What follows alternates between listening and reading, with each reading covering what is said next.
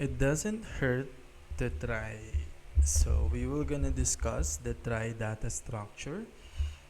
Let's imagine for a moment that all the words in English language are stored within an array. If the array were unsorted, we'd have to search every word in the dictionary to find all words that start with cat n. This is ON, speed, and a very slow operation considering that n is pretty large number in this case, uh, as it's the number of all the words in the dictionary. A hash table wouldn't help us either, as it hashes the entire word to determine where in memory the value should be stored. So a hash table wouldn't help us either, as it hashes the entire word to determine where in memory the value should be stored. So it will need to hash the entire word to determine where in the memory should be stored. So it has to hash all the words instead of just looking for a prefix of the word. So as the hash table wouldn't have a cat and key, so a hash table wouldn't have that prefix as well of the word as a key, we'd have no easy way to locate catnip or catnap within the hash table. Thankfully, things improve greatly if we store the words inside an ordered array. That is, if the array contained all the words in alphabetical order, we could use binary search to find a word beginning with cat n.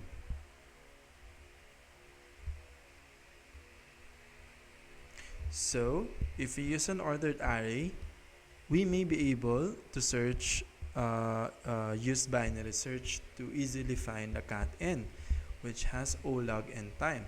And while O log n isn't bad, we can do better. In fact, if we use a special tree-based data structure, we can approach O1 speeds in finding our desired words.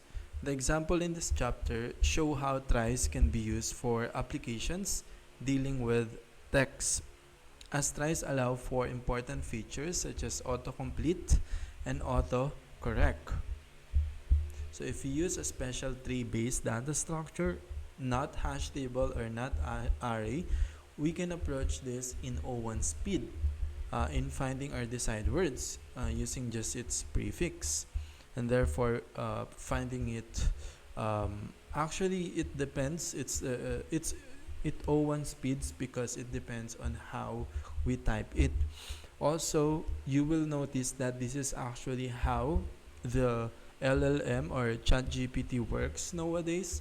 It predicts the next word or the next it's kind of predict the next thought or questions that you may be asking with probability. As we will later discuss, we can use probability as well to determine what most likely word we can auto complete.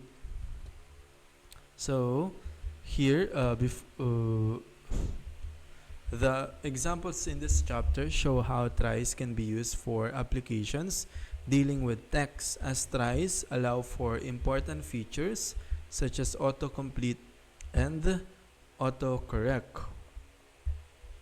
So this application or tries data structure will primarily be dealing with text, so just like ChatGPT does. However, tries have other uses as well, including applications involving IP addresses or phone numbers. So an IP address or a number could be used in try as well, but specifically in this chapter, we will gonna be dealing with autocomplete or text-based only. So tries. So here's one last comment before we dive into the details. The try is not as well documented as other data structure in this book, and many different resources implement the try in slightly different ways. I've chosen a particular implementation that I find to be the most straightforward and understandable, but you'll find other implementation out there. In any case, the general ideas behind most of the implementation remains the same. So this implementation such as autocomplete or autocorrect using our code that we're gonna use later recursively is the most straightforward, but this is not the only implementation of this trie data structure. So like most other trees, the trie is a collection of nodes that point to other nodes. So like other the tree structure, it's still a node, a collection of node that points to other node. However, the trie is not a binary tree. Whereas a binary tree doesn't allow any node to have more than 2 child nodes, a trie node can have any number of child nodes. In our implementation, each of the trie node contains a hash table where the keys are English characters and the values are other nodes of the trie. Take a look at the following diagram. So in our implementation, each trie node contains a hash table. So this node that contains a hash table has the keys are English, which are English characters such as A, B, C, D, and the values are other nodes of the trie. And the values of these keys are actually pointing to other nodes in the trie. So kind of like the, what do you call this? I think it's hash table that has a value linked list, doubly linked list, where an array instead of a node structure, an array point to the next index instead of a regular array, kind of like that. But here we implement a node, a hash table inside a node. So here the root node contains a hash table with keys A, B, and C. So there's a term, a root node. So a root node is the first node in a tree data structure, just like in the previous data structure heap, where you have this one root node where we delete, where the only node that we can delete in that data structure, the same as well, but it's not, you cannot see it here on the top. It's actually this one big rectangle. Now this root node, it contains a hash table with keys A, B, and C. The values are other trie nodes, as you can see, other hash table of the trie nodes, which are the children, called the children of this node. These children also contain hash tables, which will in turn point to their children.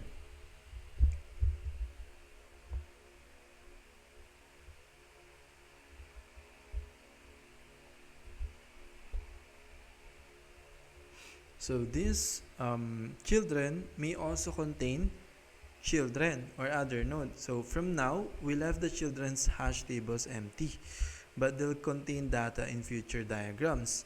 The implementation of the actual trie node itself is very simple. Here is our Python version of the trie node class. As you can see, the trie node just contains a hash table. So class trie node. So this trie node or the root node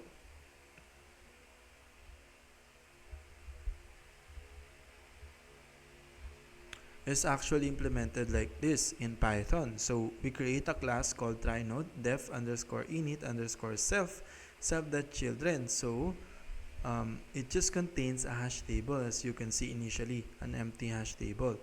So if we print to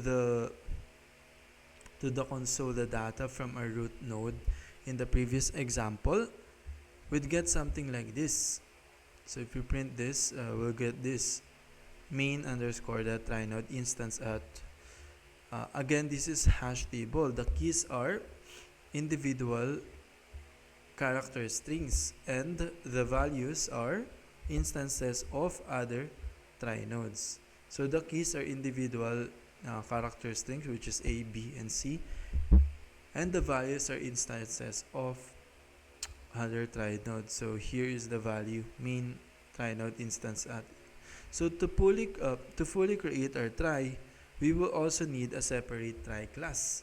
So in order to create this table along with this children hash table, we will need to create a separate try class which will keep the track of the root node. So here class try, so instead of try node, the name is try, and def init again self that root equals to try node. So this try class will keep track of the root node, so it will keep track of this root node at the top. So initially that's the root node or the current node. We want to recursively find the English character, which we will later see how we implement the autocomplete. So this class keeps track of a self.root variable we initialize earlier. So self.root variables that points to the root node. So this has a variable, so it initiates a self.root variable that points to the root node, which is the try node. In this so this how we implement the try node, and this here it allow us to this try node or class class are the way we implement the root node, but these other class are the way to keep track of the self.root variable that points to the root node. So this self.root points to this root node, which is the try node. So in essence, the root node is the try node. In this implementation, when we create a new try, it begins with an empty try node as its root. So in this implementation, or in this two class, when we create a new try in our code, it begins with an empty try node as its root node. Storing words. So this try stores the 3 words by turning each character of each word into its own try node. If you start with the root node and follow its A key, for example, it points to a child node containing a key of C. So here, if you start here A, it will point to C. So this has 3 words: ace, bad, cat. And these 3 words, by turning each character, it stores 3 words. So this try, which we will gonna implement using the class we created earlier, has 3 words, and it stores that 3 words by turning each character of each word into its own try node. So each character of this node turns into its own try node. So it creates its own root node that will in turn point to its children. So that's what it meant. If you start with the root node and follow its A key, for example, it points to a child node containing a key of C. The C key in turn points to a node that contains a key of E. When we string these 3 characters together, we get the word ace. With this pattern, you can see how the try also store the words bad and cat. So as you can see, ace, bad, and cat. So that's its pattern. You'll note that final characters in these words actually have children nodes of their own, which is this asterisk and the nil. This node has its hash table with asterisk and nil. Another thing is that though it may be complicated that we are defining each node of this data structure, it is more complicated for you to understand how the autocomplete works in your phone, right? Because those are combination of computer science concepts such as the autocomplete data structure in the background, the idioms you use to get into that text, the LCD, etc. The CPU, you need to understand the memory concept, etc. That's why it looks complicated, because it's a combination of this knowledge in computer science. But let's get back to the point. So you'll note that the final characters in these words actually have children nodes of their own. If you look at the E node from the word ace, For example, you can see that E points to a child node that contains a hash table with a key of asterisk, and the value doesn't actually matter in this case, so it can simply be null. This indicates we've reached the end of a word and that ace therefore is a complete word. Now, here's where tries become even more interesting. Let's say we want to also store the word ak. To do this, we keep the existing A and C keys that already exist, but we add one new node containing the key of T. So as you can see here, let's say we want to store a word ak. So we want to insert a word ak into this data on our database for the user to be able to just easily click that word in case he enter the word AC.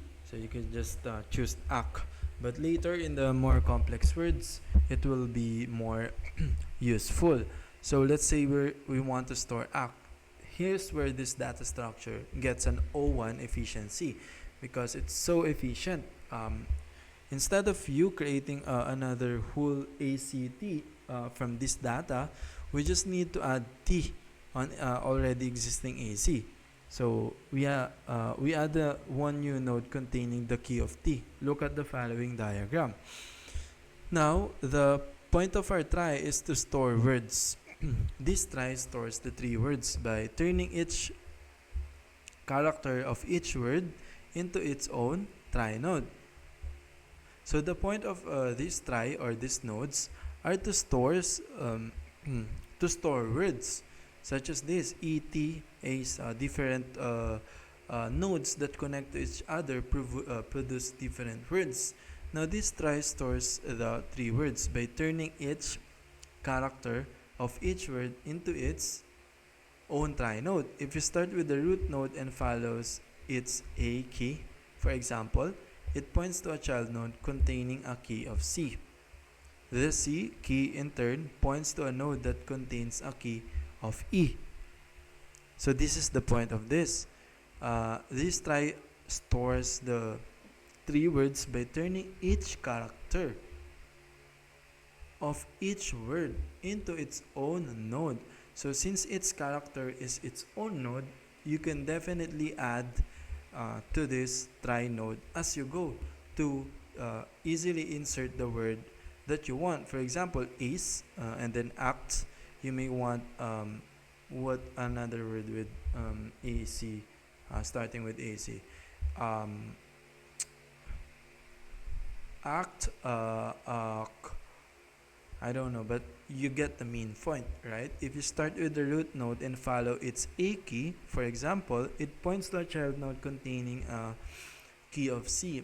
The C key in turn point to a node that contains a key of E. When we string these characters together, we get the word ace. With this pattern, you can see how try stores the words bad and cat. So here, bad, cat. You'll note that the final characters in these words actually have children nodes of their own. If you look at the E node, which is this, from word ace, for example, you can see that E points to a child node that contains a hash table with a key of, but it doesn't matter, right? Now, here's where the try becomes interesting. Let's see.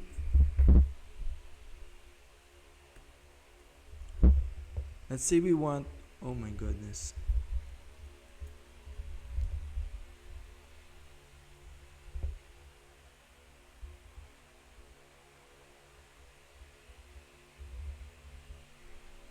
Here. So now, here's where our tries become more interesting. We went back to the previous section. So as you can see, the bolded nodes hash table now contains two children nodes, an E and a T. So we make it simpler like this instead of hash table. So now here's where tries becomes even more interesting.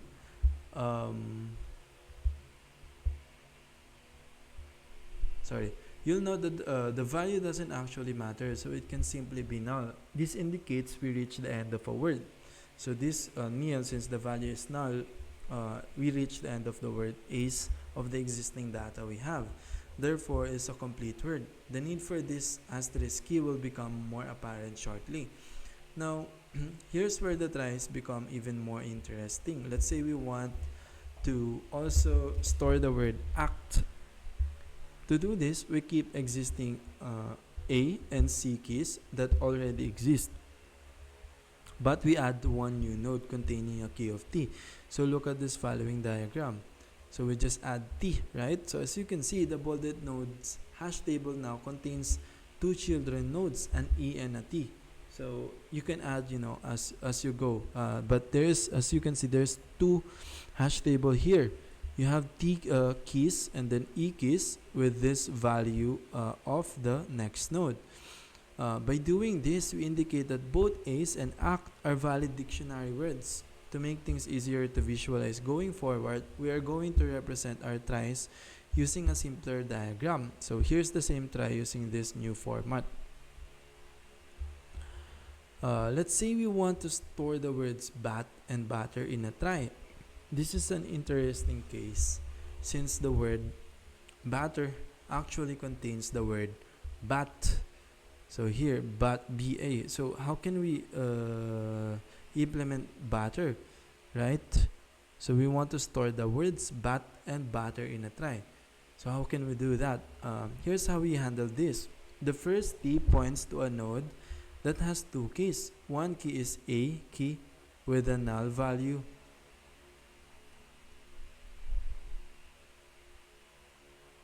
while other is T whose value points to another node. So since we're handling bat and the batter, as you can see, you have an asterisk for one with first T. So here's how to handle it. Here's the first T points to a node that has two keys. So this first T points to this two node that has two keys. So one key is asterisk key with a null. So asterisk key and then the value of that is null. So you can think of this as two hash table. While other is a T whose value points to another node. So other is another T key. Sorry, it's not another. It's just one T key in this two hash table. But the value points to another node. So this indicates that bat itself is a word, even though it's also prefix of the longer word batter. So that's where the asterisk is for. Note that in the diagram, we're not using a classic hash table syntax anymore, but a condensed syntax so as to have save space. So we're using the classic, we're not using the classic hash table syntax anymore. We're using this to save face so that we can represent a bigger in smaller real estate. Now we've used curly braces to indicate that the node contains a hash table. So curly braces means that this asterisk is a key and there's a value in it, and this T is a key as well and there's a value in it. However, the asterisk T is not a key value pair but simply two keys, okay, with the two different hash tables. So the asterisk key has a null value and the T key has the next node as its value. This is why asterisks are critical. We need them to indicate when parts of a word are also words themselves. So let's bring this all together with a more complex example. Here is a try that contains the word ace, act, bad, big, bat, buttercup, cat, catnap, and catnip. You get the idea. Now try search. How do we actually perform try search algorithm in this try data structure? The most classic try operations is search, namely determining whether a string is found in the try. So the most common operations in these implementations are search, so namely finding whether the string, a combination of string or a combination of letters, are found in this data structure. So there are two flavors of search.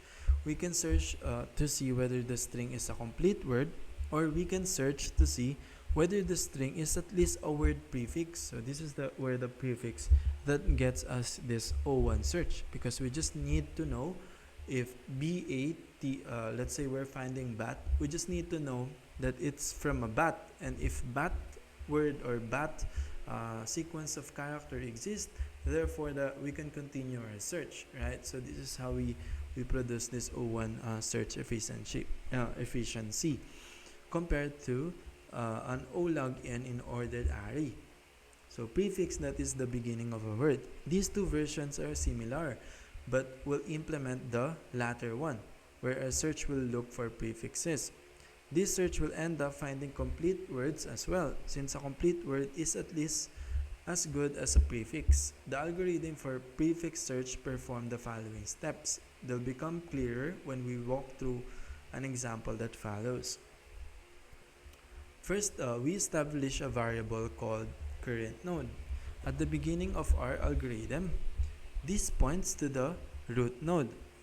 So the root node that has 3 or ABC earlier, we iterate over each character of our search string. So we iterate over each keys or character available on that root node and find what's the first character of the string that we're searching for.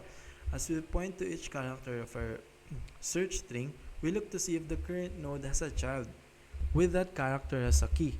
So we look if, like for example, Ace has A, if the A character in this ABC has a C as a children, or B has a next children, right?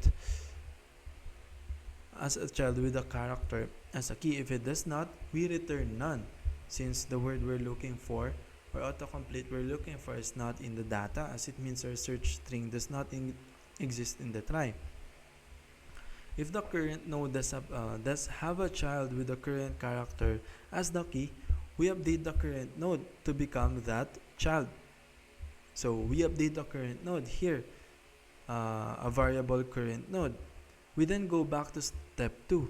We iterate over a search string again on that node if a child node of that exists until we get what we're looking for. So 6, if we get to the end of our search string, it means we found our search string. So if we get found at the end of the search string, the last letter was able to recursively equate to the children of that node keys. Therefore, we found our search setup. So we set the current node to be the root node here. So the current node is indicated in bold in the diagrams on the following pages. We also point to the first character of our string. So we point to the node and the first character of the string, which is C. So therefore, C, here is the edge or the part of the code in this root node. We're gonna iterate, because this is the children where it match it. So again, these 3 are just a children node of this root node, right? So this is where the second algorithm, or sorry, this is where the third step of the algorithm works. So we also point to the first character of our string, which is the C, as shown in the top diagram. So here is C. On the next section, step 1, since the root node has C as a child key, we update the current node to become that key value.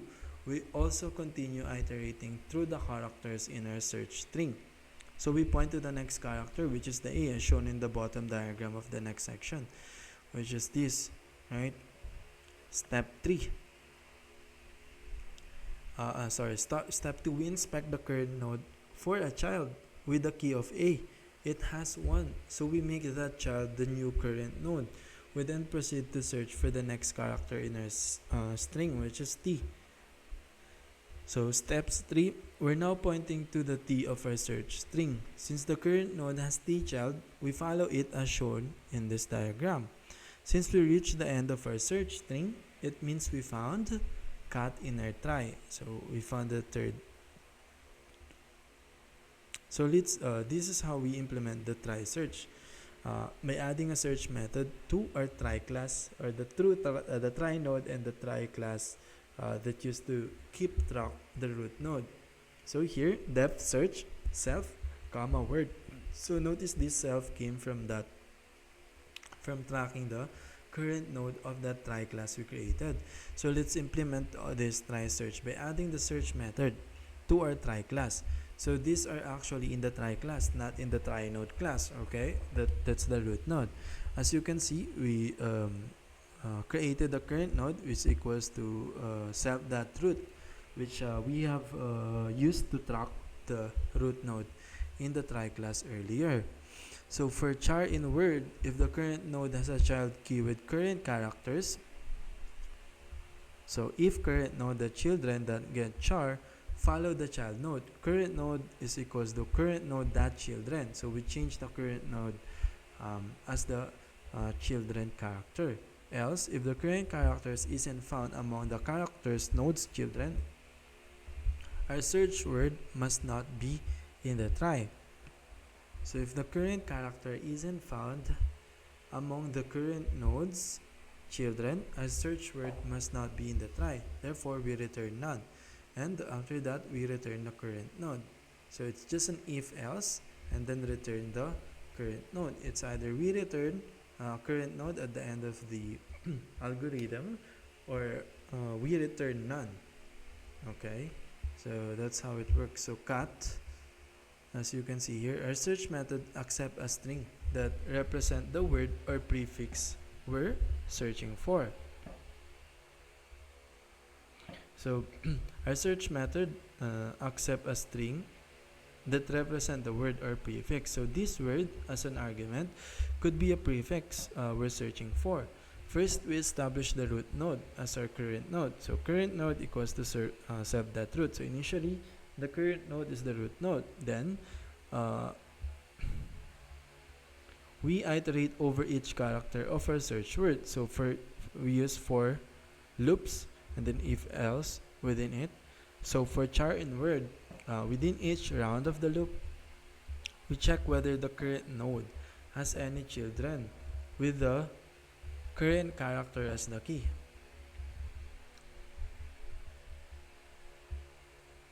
So within each round of the loop, we check whether the current node has any children with the current character as the key. If there is such a child, we update the current node to be the child node. So within each round of this for loop, we check whether the current node has any children with the current character as the key. With the current character as the key. So that's the keyword. With the current character as the key, because the key, again in the hash table, must be equate with the current character, or with the current prefix with the current character in the prefix we're searching for.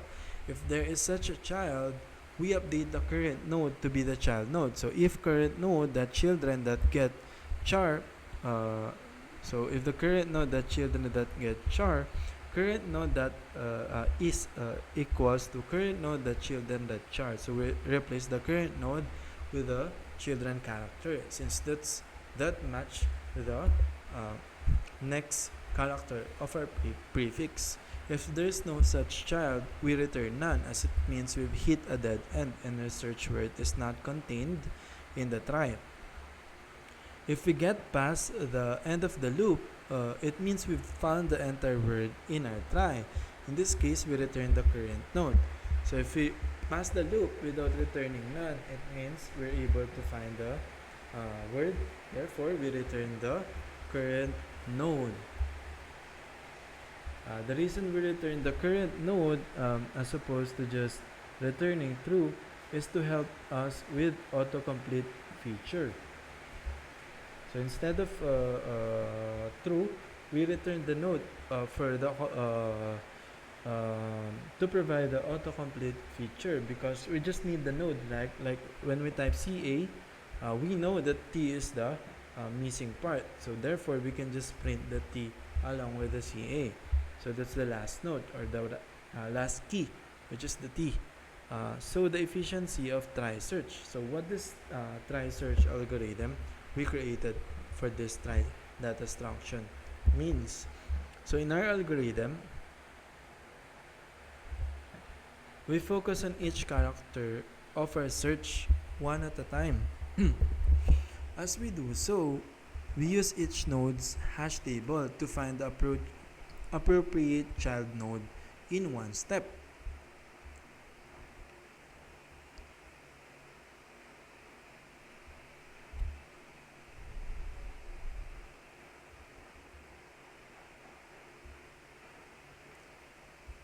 So, in our algorithm, we focus on each character of our search string one at a time.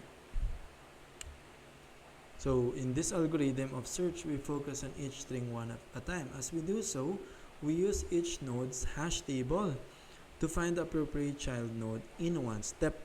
So, we use the hash table to get it in one step. As you notice, we are able to do this O1 because this is the efficiency of hash table, right? As long as we know the key, or as long as the key match or the prefix match with the next node character or child character, we can perform O1. So as you know, a hash table's lookup takes just O1 time. It turns out then that our algorithm takes as many steps as there are characters in our search string. So this can be much faster than binary search on an ordered array. Binary search is O log n, with n being the number of words in our dictionary. Trie-search, on the other hand, takes only as many steps as the number of characters in our search term. So for a word like cat, that's just 3 steps. Expressing the trie-search in terms of big O is slightly tricky. We can quite call it O1 since the number of steps isn't constant, as it all depends on the search string's length or the prefix length. And ON can be misleading since n normally refers to the amount of data in the data structure. So this would be the number of nodes in our trie, which is a much greater number than the number of characters in our search string. Most references have decided to call this OK, where k is the number of characters in our search string. Any letter other than n would have worked here, but k it is. Even though OK isn't constant, as the size of the search can vary, OK is similar to constant time in one important sense. Most non-constant algorithms are tied to the amount of data at hand. So it's remember that O1, O4, O5 is a constant time. So this how is OK is related to that constant time is that this OK does not depend on the number of data. Remember the other ON are measured with respect to data, how many data inside that database or data structure. While here, it depends on the number of input or prefix or character in the input. Let's say cat, that's 3 steps, right? Most non-constant algorithms are tied to the amount of data at hand. These, as n data increases, the algorithm slows down. With an OK algorithm, though, our trie can go tremendously, but that will have no effect on the speed of our search. An OK algorithm on a string of 3 characters will always take 3 steps, no matter how large the trie is. The only factor that affects our algorithm speed is the size of our input rather than the available data. This makes our OK algorithm extremely efficient. While search is the most common type of operation performed on tries, it's difficult to test drive it without populating our trie with data. So let's tackle insertion next algorithm for us to populate data in this data structure database. Trie insertion. Inserting a new word into a trie is similar to searching for an existing word. Here's how the algorithm goes. First, we establish a variable called current node at the beginning of our algorithm. This points to the root node, the same as in search. We iterate over each character of our search string. So we iterate over each character um, of our search string. In this case, the prefix. The same with search as well. So as we point to each character of our search string, we look to see if the current node has a child with that character as a key. So that root node, again, we check again, it's the same as search. So as we iterate on this prefix or input we have, we compare that to the children of this root node as a key. If the key has the same character with this prefix. So if it does, we update the current node to become that child node, and we go back to step 2, moving on to the next character of our search string. So moving on to the next prefix, and then we will compare that again with the children of that current children, or the first replacement of children we've done. Now, if it's the same as search, if the current node does not have a child node that matches the current character, we create such a child node and update the. So if the difference is this, the number 4 for step or fourth step of the algorithm. If it does, we update the current node to become the child node. And we go back to step 2, moving on to the next character of our search thing. So if it does, we just continue with the prefix character. Now fifth, this is where the change I think made.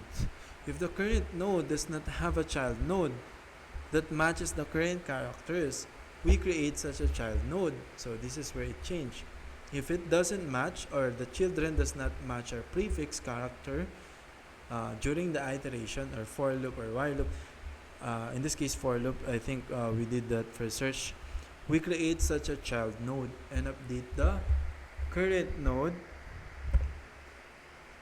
to be this new node.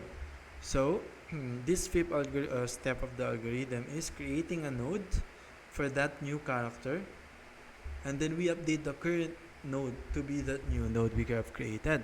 We then go back to step 2, moving on to the next character of our search string. So if it does have the next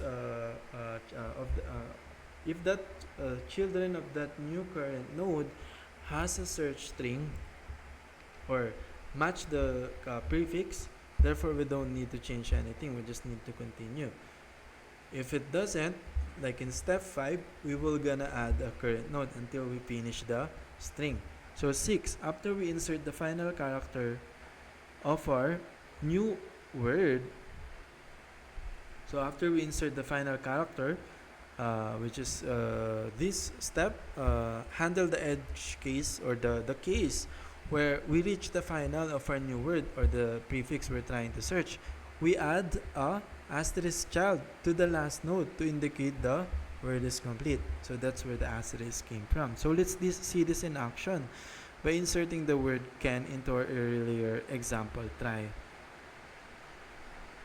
So set up, so we're gonna add n, right? Can, so CA, so therefore here in the in this node we're gonna add the n. So set up, we set the current node to be the root node. We also point to the first character of our string, so we set this as our root node, which is the C, as shown in the top diagram on the next section. So notice it starts with the root node as well, kind of like in binary search tree, where we could start in any ordered array or in any other data structure. In ordered array, we can start at the end. But here, we're always starting at the root. Why?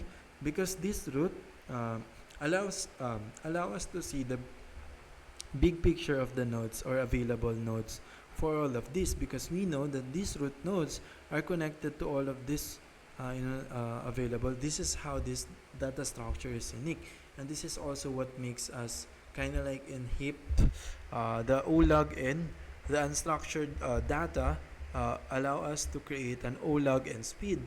This structure of this and starting with the node of a try is what allows us to get an OK efficiency. So here, we set the current node to be the root node. We also point to the first character of our string, which is the C, as shown in the top diagram on the next section. So we also point to the first character of our string, which is the C, as shown in the first diagram. So that's the first thing that we've done. We changed the current node as the C, since it matched the first character of our prefix. Step 1, the root node has a C child key, so we turn that key's value into the current node.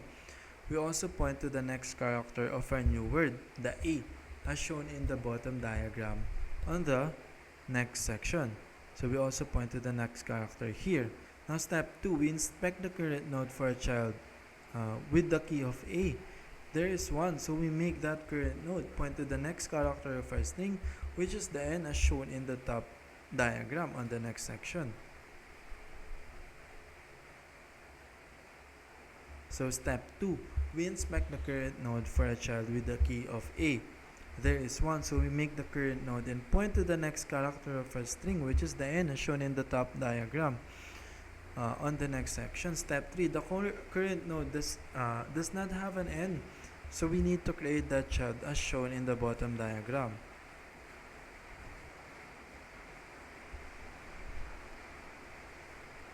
So here, as you can see, the N was added as a key into these nodes. As you can see, you have 3 hash table now there. Now, the thing that you would notice is that we create this, the reason why it's try again, or this data structure are useful, because we start the algorithm with the step, with the pseudocode, and then we represent it with this data structure, with this type of data structure like square, pointing, etc. And then we minimize that hash table by making every box as a key, right? Asterisk, T, etc. Right? So here, let's see. So we're done with the step 3. Now we're on step 4. So as you can see, we will create the code after we've done representing it in this way, because again, in the principle of human to computer interaction, we need to have the right representation to understand things first before we can able to create it in code. So that's how the computer scientists created this data structure or algorithm as well, or implementation. So this is also one of the implementation that's easy to understand. So one of the principles of algorithms and data structure as well is it teaches you to determine the data structure first, and based on that data structure, how would you create the algorithm based on that. So that's actually one of the principles as well of problem solving, right? Because you want to use the right tool at the right problem, right? Anyone who use the wrong tool could take forever. It could take a long time, and they will do that task inefficiently. So it's the same principle with this as well. So I kind of like to add that for better retention. So step 4, we're done inserting Ken into our try. So we copy it off with the child off. So after we insert the N, we in this node, as you can see, we copy it with an asterisk, so that it will show us a complete word. So that's how we make an autocomplete. We always have the asterisk on the last known word that we have just inserted in the data or database. So here's the method for our try class. You'll note that it looks the same as our earlier search method. So we define def insert and then argument self comma word again. Current node equals to self.root, which is the root node for char in words. If the current node has a child key with current character, so again it's a for loop, we use a for loop again to iterate in each prefix. If current node the children that get char follow the child node. So if current node the children that get child, so we need to follow. So if the child that we're looking for in word in this prefix, or if current node the children that get child is existed in this children of this root node, therefore we change the current node equals to current node that children char. So we change that as a current node. Else, if the current character isn't found among the current node's children, we've added the character as a new child node. So if the current character isn't found among the current node's children, if the character is not in the children, we add the character as a new child node. So we add a character as a new child node. So here, new node equals to try node, and then we create an empty node. So current node that children char equals to new node. Then we create the current node that children char, which is the children of the node we are previously in. We made that our new node. So follow this new node, and then we follow that new node. Current node should be equals to now new node. So that children that we have created, we follow that into creating a new node. So after inserting the entire word into the try,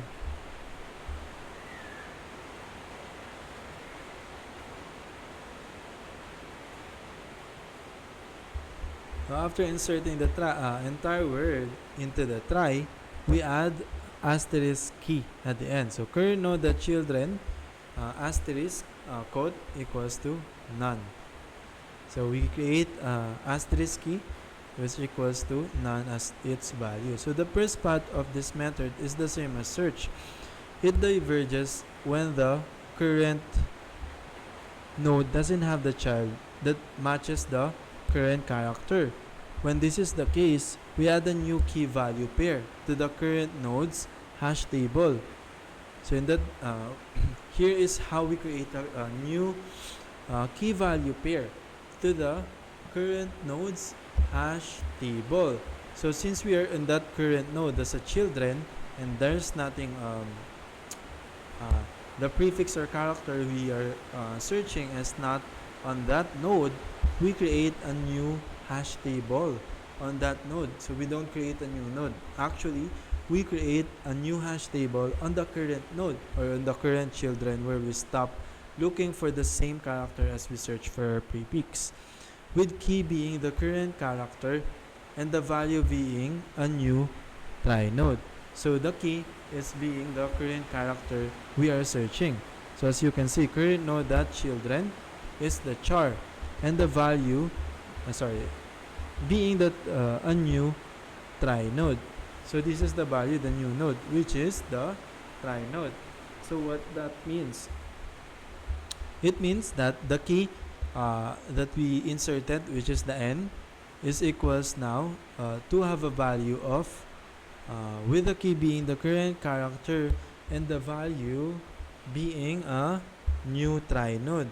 So what that new try node is, a new try node is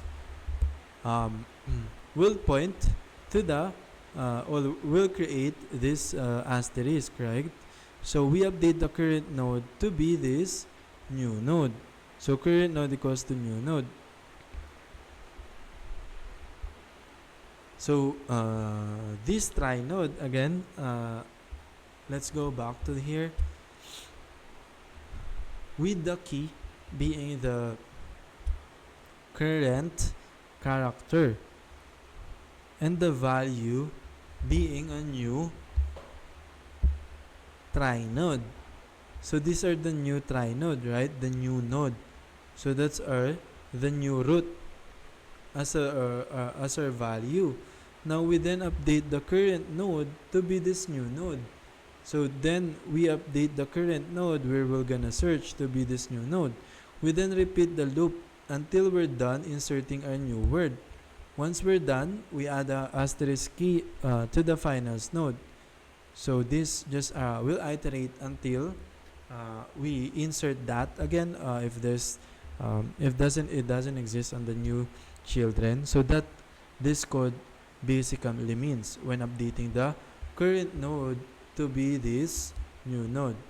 So we then repeat the loop until we're done inserting our new word. Once we're done, we add asterisk key to the final node's hash table with the value as none.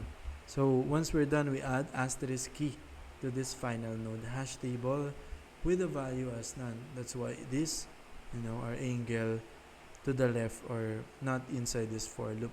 But once this for loop are done with inserting, comparing, if it is, it will skip it. If it's not, then we'll proceed with adding the asterisk value.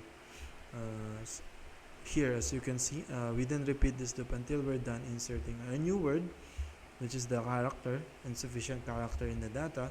And once we're done, we add the asterisk key to the final node's hash table to make it a complete word with the value as none. So like search, try insertion takes about steps. If we count the adding of the asterisk at the end, it's technically plus 1, but because we drop constant, we express the speed as So building autocomplete. So we're just about ready to build real autocomplete feature. To make this a tad easier, let's first build a slightly simpler function that we'll use to help us with the feature. The next method we're going to add our try class. The next method we're going to add our try class is a method that returns an array of all the words in the try. Now, it's true that we actually want to list the entire dictionary. However, we're going to allow this method to accept any node of the try as an argument so that it can list all the words that start from that node. So this method we're going to add this method actually in the try class, just like how we add it in the try class. Notice we didn't add anything on the try node. So this code, the insertion code, the search code has been added in our try class. So notice that. So this will be after the insertion.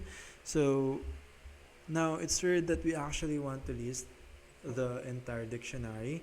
However, we're going to allow this method to accept. So this method in the try class, we're gonna accept or allow any node of the try as an argument so that it can list all the words that start from that node.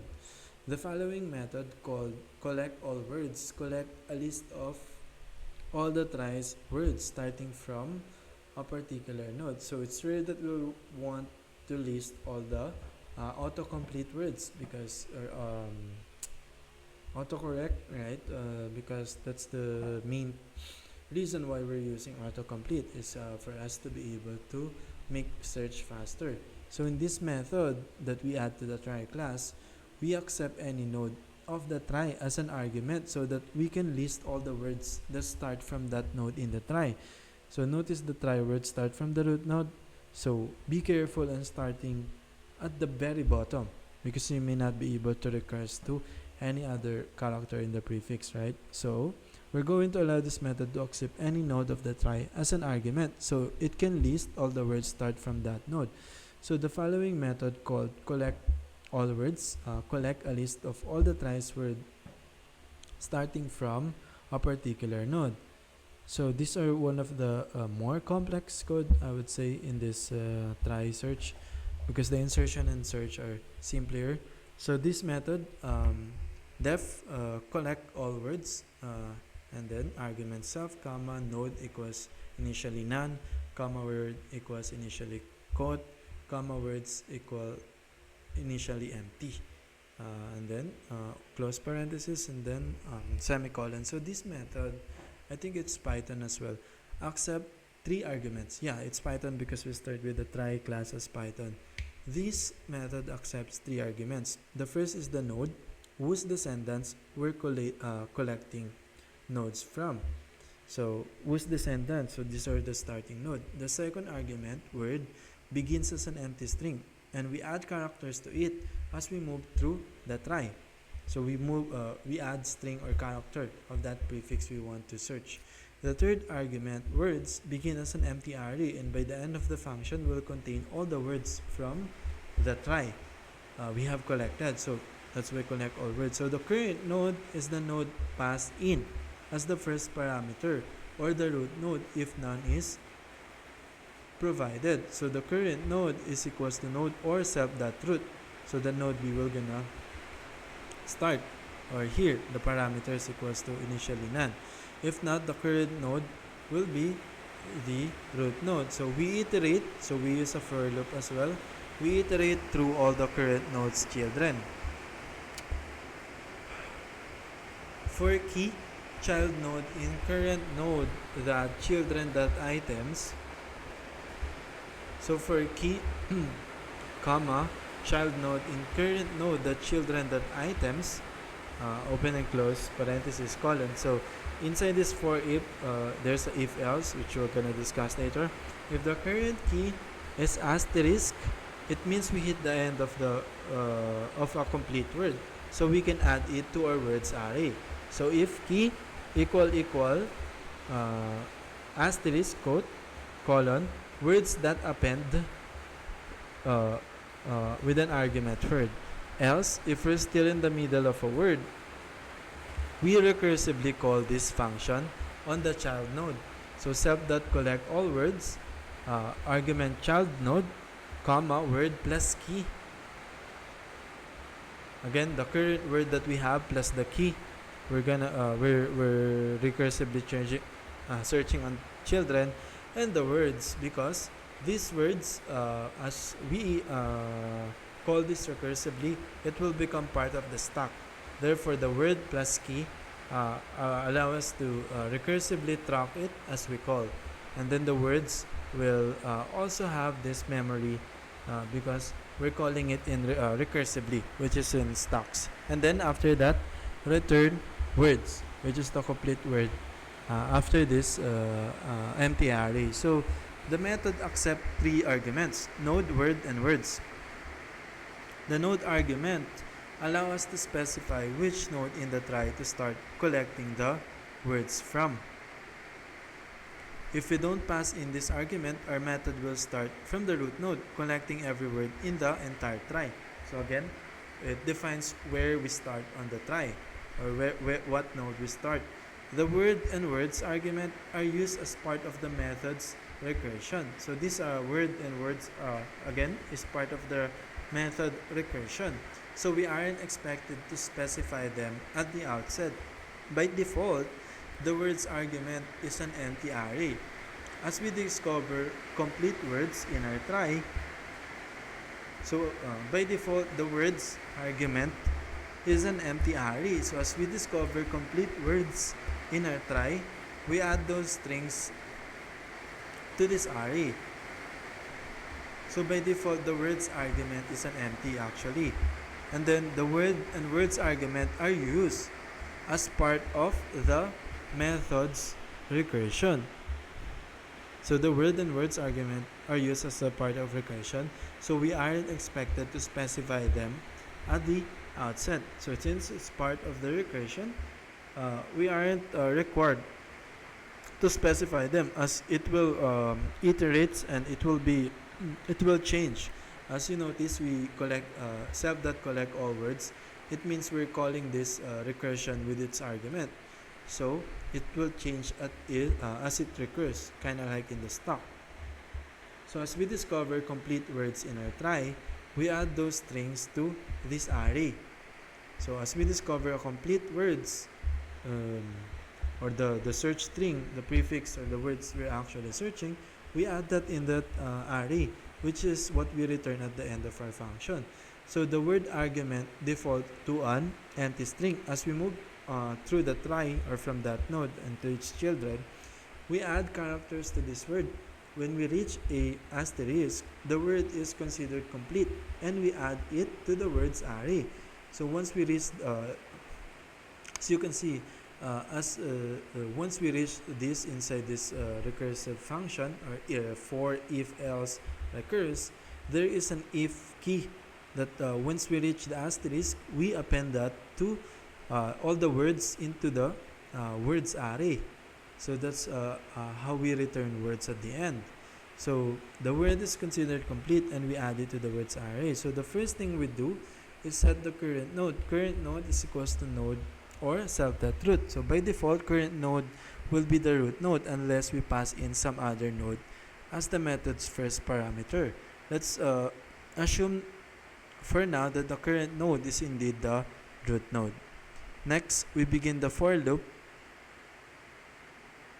that iterates over all the key value pairs in current node's current node's children hash table. Current node's children hash table, kind of like in the root node earlier, the ABC.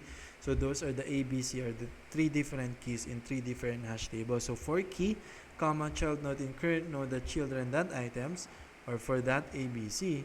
In each iteration of the loop, the key is always a single character string. So the key in each iteration will never be two character string, only one. So child node is another instance of try node. So this child node is another instance of the try node, which is our root node, right? So let's keep this else clause. This is where the magic happens. So let's keep the asterisk clause inside this, the if clause. Else self.collect all words, child node, comma, word plus key, comma, word. So here what this means, this line recursively calls the collect all words function with the child node passed in as the first argument. So it recursively calls the collect words function along that recurs the stack with the empty initial empty word string and then the words array with the child node passed in as the first argument. So the child node are passed as the first argument. So the child node that we iterate in this for loop initially is the root node, right? But once as we recurse, it becomes the child node. This is our way of traversing the try and collecting the words as we go. The second argument we pass in is word plus key, making it so that as we move through each node of the try, we add the key to the current word. So making it so that as we move through each node of the try, so as we move through the node of the try, we add the key to the current word because each node will determine each key. So as we move through the node, we add the key to the current word, which is here, word plus key, building up the word as we go. The third argument is the words array. By passing this array along in each recursive call, we're able to collect the complete words into it and build this list as we traverse the try. So we're able to pass each word that is completed into this words array, and we're able to collect all the words as we traverse to the base or the bottom of the tree, or the descendants of the parent node we have started to recurse.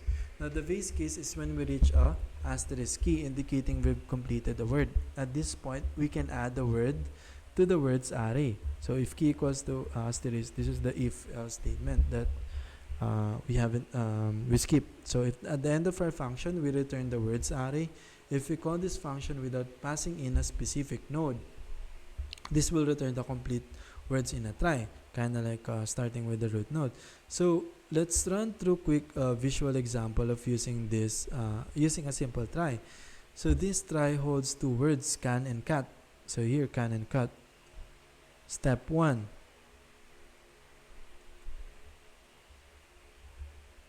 In the very first call of collect all words, the current node start out at the root. Word is an empty string, and the words array is empty. So this is the start of the word and the words. We iterate over the root's node's children. The root node happens to only have one child key, the C, which point to a child node. So we add C.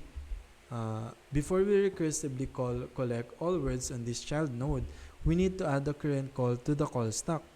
So we then recursively collect all words on the C child node We also pass in word plus key as the word argument. Word plus key is the string C. So here, word plus key is the string C since word was empty before and the key is C.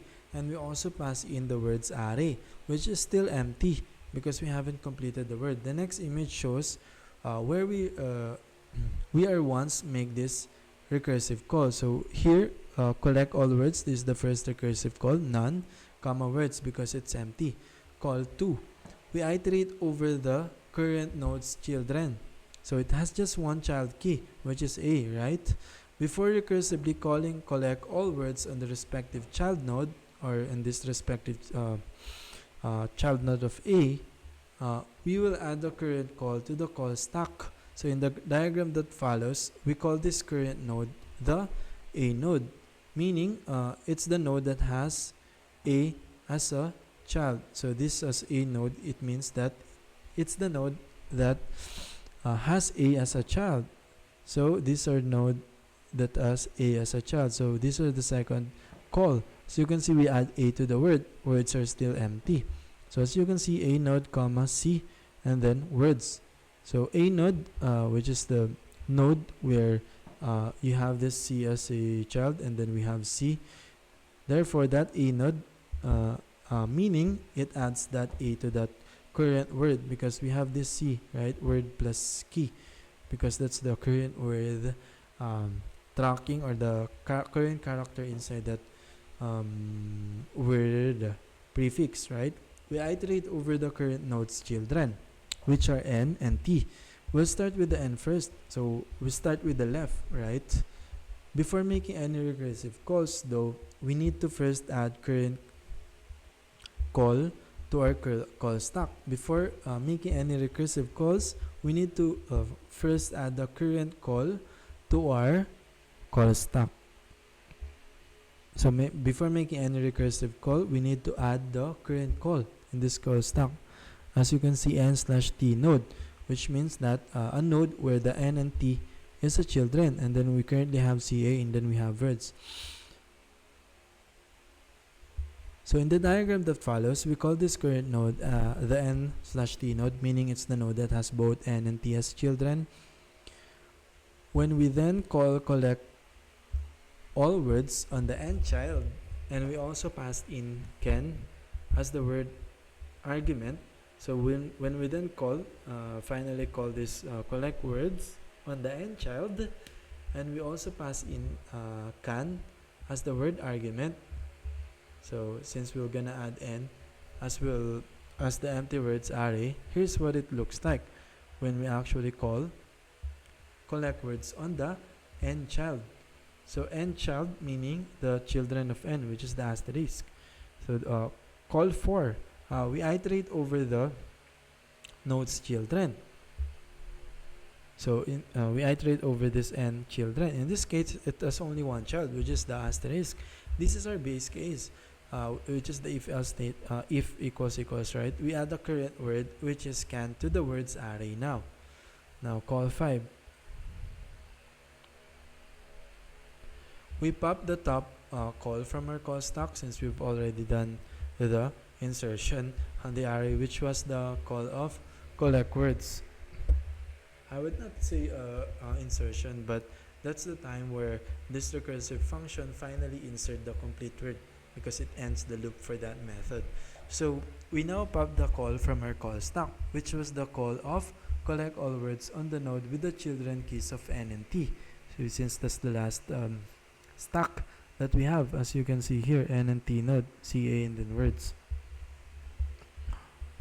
And where the words was CA. This means we now return to that call as we return to whatever we pop from the call stack. So there's a subtle but important point to make here. In the current call, word is back to CA since that was the word argument when we first initiated this call. However, the words array now contains the word can. So even though we pop that up, it doesn't matter. Even though the array was empty when we originally made this call, since we end the loop inserting that in the array. So here's the reason why this works. In many programming languages, an array can be passed up and down a call stack. So because of that, we can pass the array immediately within the call stack up and down, because the array remains the same object in memory even when we add new values to it. So kind of like creating a version, right? We are able to copy or snapshot that version and able to copy that value to that array already. So because the array remains the same object in memory even when we add new values, even when we add new values to it.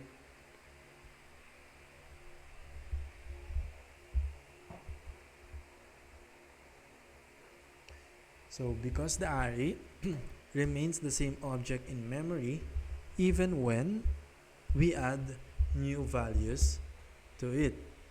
So even if we add or delete new values to it, the same concept applies to hash tables as well, not just array, which was how we were able to pass it along as part of the memoization technique you learn about in dynamic programming. So essentially, we're using the memoization that we use in dynamic programming to not forget those snapshots we have created. So remember, dynamic programming or memoization is how we solve overlapping problems, right? With two factorial issue. So when a string is modified, on the other hand, the computer actually creates a new string instead of truly modifying the original string object. So when you modify a string, the computer actually, or the memory actually create a new string with a new modified object instead of overwriting it. Therefore, when we updated Word by changing it from CA to CAN, the previous call still only has access to the original string CA.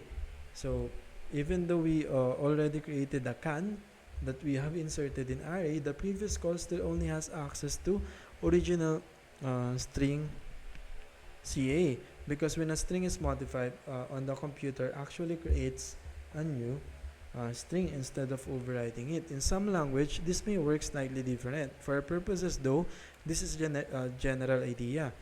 In any case, we're in the middle of a call where words contains the word scan and words is CA. So we're in the middle of that call stack where word is CA and the word already have can. So call 6, at this point we've already iterated over the N key. So the loop is now up to the T key. So we have already iterated to the left. Now we're gonna iterate now to the right. Before recursively calling collect all words on the tchild node, we need to add the current call to the call stack again. So before recursively calling the collect all words in this call 6 on the tchild node, since we're done with the end node, we need to add the current call to the call stack again. So this is actually will be the second time we add this call to the stack. So as you can see, we add the n/t node to the stack again. We previously popped it off, but now we're going to add it again. This is just how the memory algorithm works. So when we call collect words on the tchild, we pass in cat as the word argument, since that is word plus key. So CA plus the key and the words array. So we pop, and after we call this, we iterate over the current node's children. The only children here is asterisk. So we add the current node of cat into our words array, and when we return words, this is where what the words this algorithm will return, can and cat. So at this point, we can unwind the call stack, popping off each call and completing their execution, which all end by returning the words array. So this at this point, we can unwind the call stack, popping off each call and completing their execution. So we can now unwind the stack and then unwind the execution. As you can see, we have only called it 7 times, which will end by returning the words array. So the final call will complete, which was the first call to kick this all off. So the final call will complete, which was the first call we recurse or we call earlier. Return words as well, because this contained the strings can and cat. We've successfully returned the thrice entire word list. So completing autocomplete. We're now finally ready to implement our autocomplete feature. In fact, we're uh, pretty much done all the legwork already. So as you notice, we created the collect words, all words algorithm that will collect all words in the try for us to be able to create this autocomplete algorithm that we will add to the try class as well. So all we need to do is put pieces together is a basic autocomplete method that we can drop into our try class. Def autocomplete with an argument self again, comma, prefix. And then yeah, this is the prefix that we're searching for, such as CA, then colon, current node equals to self.search with the, so we use the search now. This is the search, notice, is the search method we have created, self.search, which is have an argument prefix. So let's go back to the search algorithm we created. Yeah, it's just search word, right? With def search, only search one word. Yeah, so that's the self.search prefix. It means we're gonna search that prefix. So we're gonna use that search method that we just created in this completing the autocomplete method that we're gonna add in the try class. So as you can see, self and then prefix and then current node equals to self.search prefix. If not current node, return none. So if we're not able to find that in the try, the current node, we return none, and then return self.collect all words current node.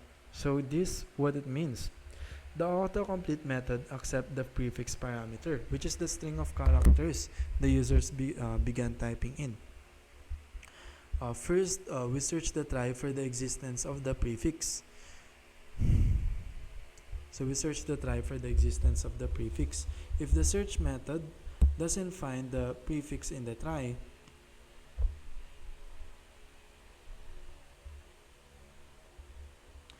again, first we search the try for the existence of that prefix. If it's CA, so we search that.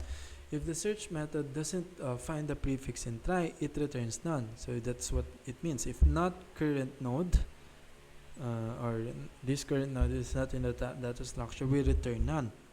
However, if the prefix is found in the try, such as CA, we recursively find it in that point of the node. So that's where the collect all words, self.collect all words method we have created. Remember, we define a search value or a search method that will allow us to search at any point in that try node. So here, the method returns the node in the try that represent. However, if the prefix is found in the try, the method returns the node in the try that represents the method returns the node in the try that represents the final character in the prefix. We noted earlier that we could have simply had the search method return true once it finds the word, right? So we have discussed that we could use a boolean. The reason why we had it return the final node was so that we can use the search method to help us with autocomplete feature. So instead of returning true, so that we could use this as collect all words method. So our autocomplete method continues by calling the collect all words on that node returned by the search method. So basically we easily find that prefix such as CA using search, and then at that point in the node we recursively use the collect all words. So this finds and collect all words that stem from that final node, which represents all the complete words that can be appended to the original prefix or to form a word or to be appended on the array that we could return, right? That's where return self.collect all words return an array. So our method finally returns an array of all possible endings to the user's prefix. So those autocomplete words that you see actually is a return of an array appended by this collect all words, which we could then display to the user's possible autocomplete options. Now 3, with values, a better autocomplete. So we certainly don't want to provide more than 3 options or more than 4, or if we found like a 16 option, we don't want that. Therefore, we want to prioritize the value on that array or in that hash table uh, that we will present to the user based on the popularity, right? So in order to display the most popular word options, we somehow need to store the word popularity data in our try as well. So we need to store the popularity data. So this is a string or constant that will determine us. We're in a lock since we only need to make slight modification in our try to accomplish this. In our current try implementation, every time we've set asterisk key, we've made its value null. So in our current try implementation, every time we've set asterisk key, we've made its value null. So in our implementation, right, every time we set asterisk, there's a value null. This is because we've only ever paid attention to the asterisk key. The value carried no significance. So this is because we've only ever paid attention to the asterisk key. The value carried no significance. So we only paid attention to the asterisk key. So the value doesn't need significance. We're only using that to determine that we've only already completed the word. However, we can take advantage of these values to store additional data about words themselves. So we can use this asterisk hash table, such as how popular they are, to determine how popular they are. To keep things simple, let's work with a simple range of 1 to 10, with 1 being the rarest kind of word and 10 being an extremely popular word. So let's create a 1 to 10 scale, with 10 being extremely popular. So let's say ball is a very popular and has popularity score of 10. The word balance may be slightly less popular and have a score of 9. The word bulb is used even less often and has a score of 7. And since Balter is hardly known word, we'll give it a score of 1. So we can store these scores in try this way. Essentially, this also taking advantage of what we've known already in the about phrase design principle, in which we only know, or we've only known a few things. In this case, we only have vocabulary of a few things. So even though those vocabulary exist, we rarely use that.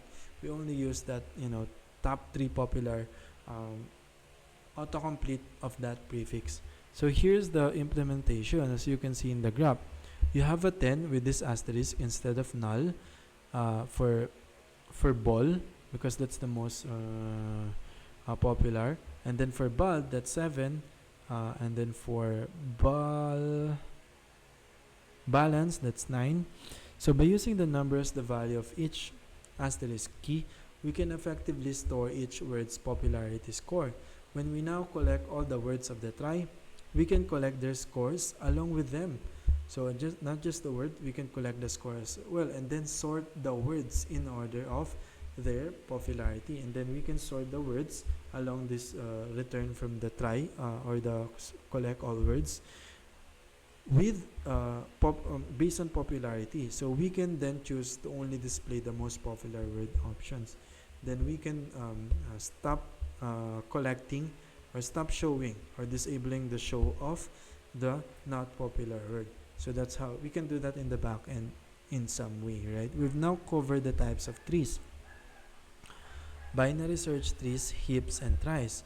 There are so again, the common 3 types of trees: binary search trees, heaps, and tries. There are many other types of trees as well, such as AVL trees, red block trees, 2, 3, 4 trees, and plenty of others. So again, AVL trees, red block trees, and 2, 3, 4 trees, and plenty of others. But in any case, you now have a taste for how different trees can solve different problems. It's now time for the final data structure of the book. Everything you learned about trees will help you understand graphs. So here, connecting everything with graphs. So let's say we're building a social network that allows people to be friends with one another. These friendships are mutual. So if Alice is friends with Bob, then Bob is also friends with Alice. How can we best organize this data? One basic approach may be to use a two-dimensional array that list of uh, that store the list of friendship. So this is a two-dimensional array. It's an array. It's not a hash table. Okay. Unfortunately, with this approach, there's no quick way to see who Alice's friends are. If we look carefully, we can see that Alice is friend with Bob, Diana, and friend. But for the computer to determine this, it would have to come through all the relationship in the list. Since Alice can be present in any of them, so there's no way for you to see who's Alice's friends because it's implemented in this array. So in this case, you need to comp all this list to find who's Alice's friends. So this is a speed of ON, which is very slow. Thankfully, we can do much better than this. With a data structure known as graph, we can find Alice's friends in just O1 time. Kind of like the same way we find the node in a try autocomplete word as an OK or O1, right? Graphs. A graph is a data structure that specializes in relationships, as it easily conveys how data is connected. So it specializes for in relationships such as social media, because it determines how connected data is connected is. Now each person is represented by a node, and each line indicates a friendship with another person. So it's represented by the node as well, and each line is friendship indicates a friendship with another person. So this is the implementation of graphs, usually for a friendship of another friend. But later we will see that this is not the term to use in this. This is the node and the line connecting it. If you look at Alice, for example, you can see that she is friend with Bob, Diana, and friend, since her node lines that connect to their nodes, right? So for a graph to be considered a tree, it cannot have cycles, and all nodes must be connected. So it's not a tree. So a tree is just a type of graph, but a graph is not a tree, because for a graph to be considered a tree, it cannot have cycles, and all nodes must be connected. So it cannot have cycles where the bottom of the tree or the descendants has a connection to the root node. A graph may have nodes that form what is known as cycle, that is, nodes that reference each other circularly. In the previous example, Alice is friends with Diana, and Diana is connected to Bob, and Bob is connected to Alice. So these three nodes form a cycle. Trees, on the other hand, are not allowed to have cycles. If a graph has a cycle, then it's not a tree. So if a graph has a cycle, then it's not a tree. So another characteristic specific to trees, aside from it can have cycles, is that every node is somehow connected every other node, even the connections are indirect. However, it's possible for a graph to not be fully connected like this. So graphs, since tree has all these connected nodes, this can have a disconnected node. So graphs have a bit of their own technical jargon. So this is how the technical name of these nodes are different. We're used to calling each piece of data a node, but in graph speak, each node is called a vertex. So each node is called a vertex. The lines between nodes is vertices, have their own name as well, are called edges. So the lines between nodes are called edges, and vertices that are connected by an edge are said to be adjacent to each other. So a node that is connected to each other are said to be adjacent to each other. Some also refer to adjacent vertices as neighbors. So some are also refer to adjacent vertices as neighbor, but in this case we will gonna call them adjacent vertices. So in our first graph, then, the vertices of Alice and Bob are adjacent to each other since they share an edge. So the first graph, Alice and Bob, are adjacent because they have they share an edge, which is the lines that connect them. I mentioned earlier that it's possible for a graph to have a vertex that isn't connected to all other vertices. However, so it's possible for a graph to have a vertex or node that isn't connected to all other vertices. However, a graph where all the vertices are connected in some way is said to be a connected graph. So these are connected graph. These are not connected graph. So for the sake of code organization, we're going to use an object-oriented classes to represent our graphs. So for the sake of code organization, we're gonna use an object-oriented classes to represent our graphs instead of an array or heap. But it's worth noting that we can also use a basic hash table. So see Blazing Fast Lookup with hash table chapter or in the previous video to represent rudimentary graph. So here's a bare bones Ruby implementation of our social network using a hash table. So friends equals to Alice when pointing to Bob, Diana, friend. You get the idea. So with the graph, we can look up Alice friend in O1 because we can look up the value of any keys in the hash table with one step, right? So we can use a hash table to make the efficiency as O1 as well, not just in our implementation, which is graph-oriented classes, sorry, object-oriented classes. But I mean, it's just a structure of this graph, that makes it like this because it's not an array where you have to connect all these different friends that allows you to come the list of all the array instead of looking at like this or organizing it like this. It's just a different organization that allow us to efficiently search for Alice's friends. So this immediately returns the array containing of all of Alice's friends. Now directed graphs. In some social networks, relationships are not mutual. For example, a social network may allow Alice to follow Bob, but Bob doesn't have to follow Alice back. This is known as directed graph. So a directed graph doesn't need you to be mutually exclusive, right? Just because you follow Bob doesn't mean Bob will need to follow you. So this is known as directed graph. In this example, the arrows indicate the direction of the relationship. Alice follows both Bob and Cynthia, but no one follows Alice. So this is known as in this example, the arrows indicate the direction of the relationship, as you can see. So Alice follows both Bob and Cynthia, but no one follows Alice. We can also see that Bob and Cynthia follow each other. So in a social network where relationship does not need to be mutual like this,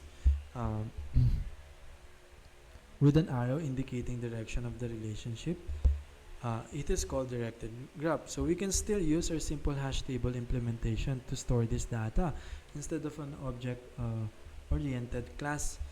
So the only difference here is that we're using the arrays to represent the people each person follows.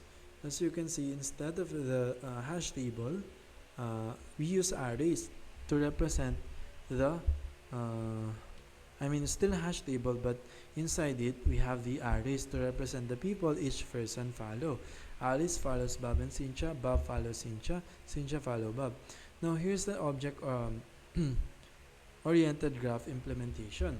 So I demonstrated how a hash table can be used to implement a graph. But going forward, we'll work with an object-oriented approach. So here's the beginning of an object-oriented graph implementation using Ruby. So we mentioned on hash table, but moving forward, we're going to use this type of structure for our graph, an object-oriented class. So here's the beginning of object-oriented graph implementation using Ruby. We created class vertex attr underscore accessor colon value comma colon adjacent underscore vertices, and we define initialize method with the argument value. Add value equals to value. Add adjacent underscore vertices equal empty, initial empty, close and open and close square bracket, and then end. And we define add underscore adjacent underscore vertex with an argument vertex, and then add adjacent underscore vertices less than vertex, and then end the method, and then end the entire class. Now, what this means is that the vertex class has two primary attributes: the value and an array of adjacent underscore vertices.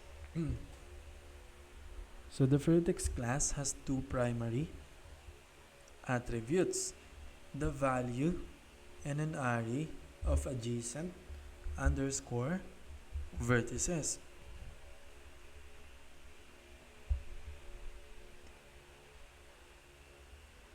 So it has two primary attributes: the value and array of adjacent vertices. So here, in our social network example, each vertex represents a person.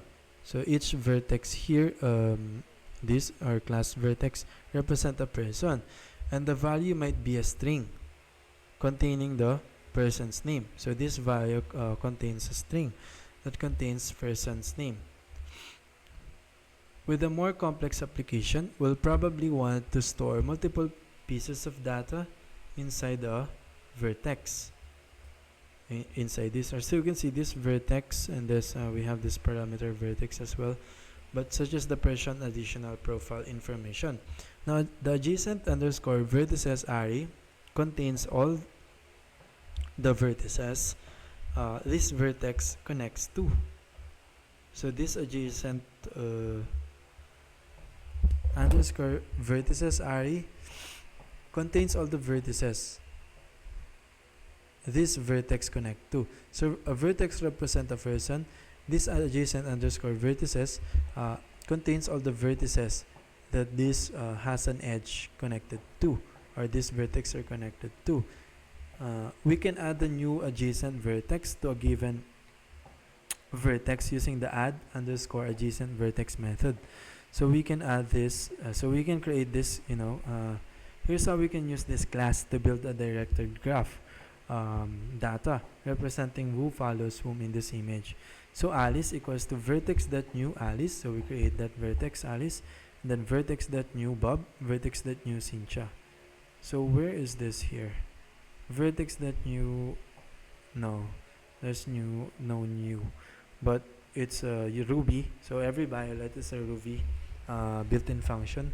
Then Alice dot add underscore adjacent underscore vertex, then Bob, since Alice is connected to Bob, and Alice dot add adjacent vertex Cynthia, Bob underscore adjacent vertex to Cynthia as well, and then Cynthia added to Bob. So that's to represent this.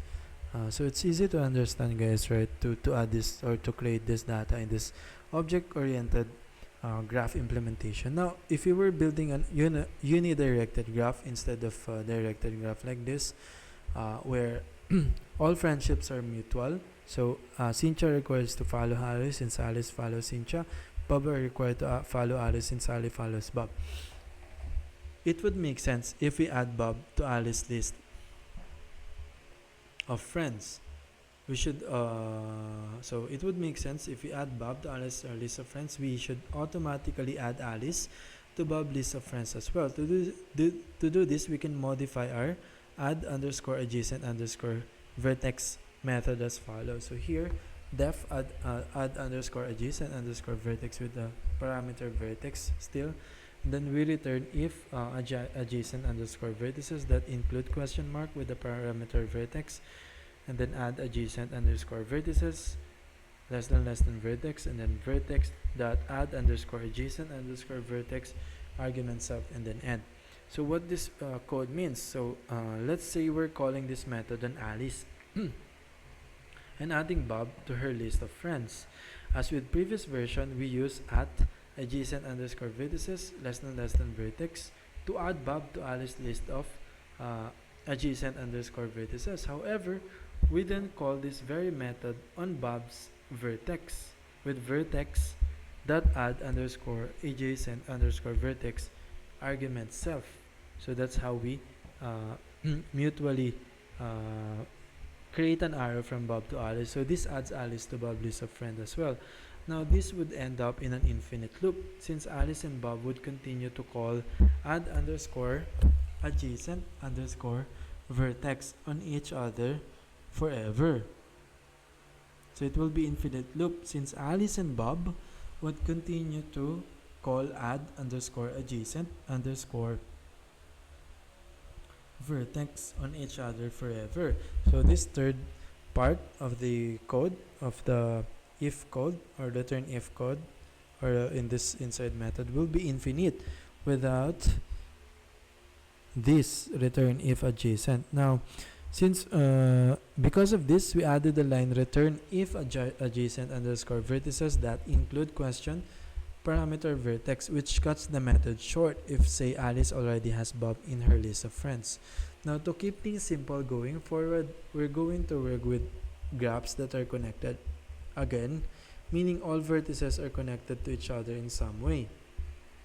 With such graphs, we can use this one vertex class to achieve all the algorithms going forward.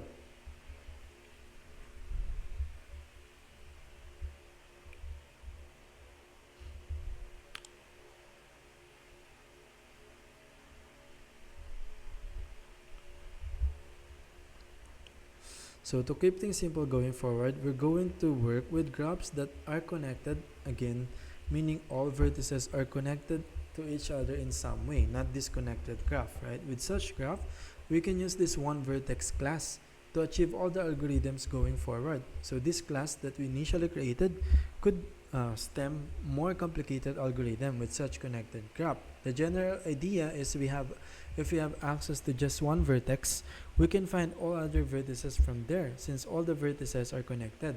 So this is where we can use the DFS and BFS algorithm. However, it's important to point out that if we are dealing with a disconnected graph, it may be impossible to discover all the vertices just from one vertex. In this case, we may need to store all the graph vertices in some additional data structure. So, for a disconnected graph, it may be impossible to create an algorithm to discover all the vertices just from one vertex and then call things recursively. In this case, we may need to store all the graph vertices in some additional data structure such as an array so that we have access to all of them. It's common to see graph implementation use a separate graph class to contain this array. Our implementation of the graph uses a simple list in the form of an array.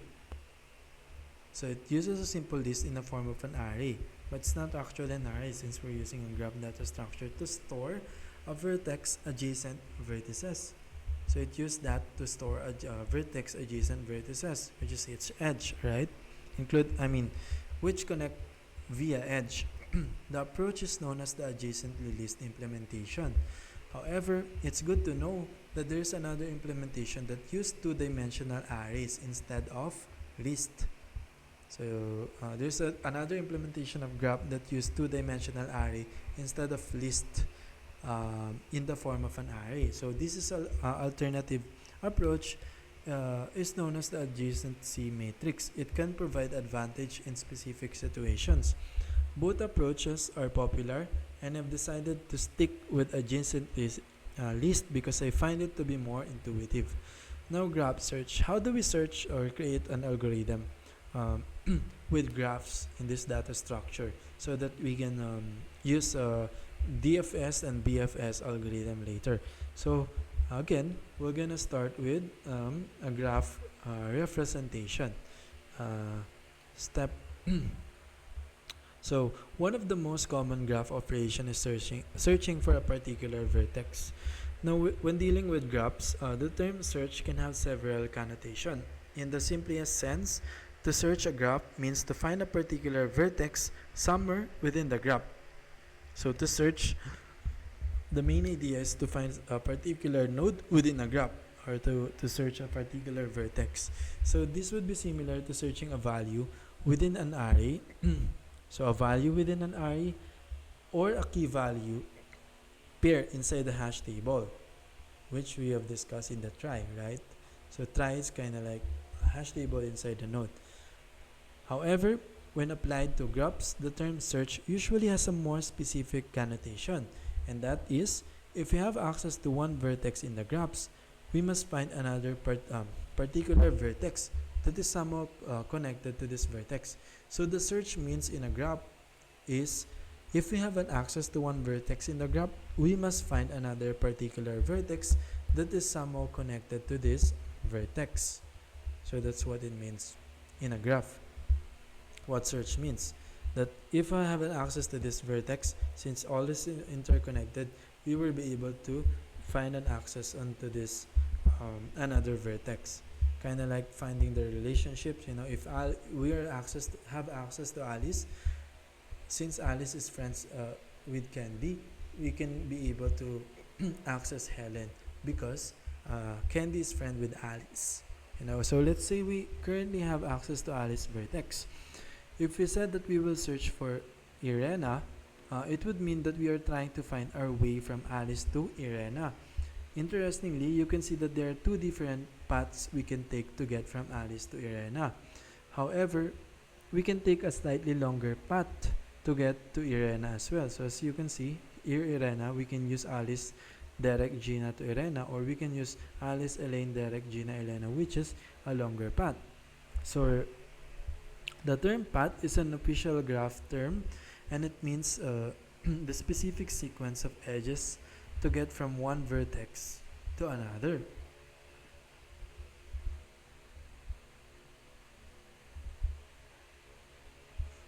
So the term path is an official graph term in this data structure. It means the specific sequence of edges or move from one vertex to another vertex until we get from one vertex to another. Now searching a graph, which means getting from one vertex to another, can be useful for a variety of use cases.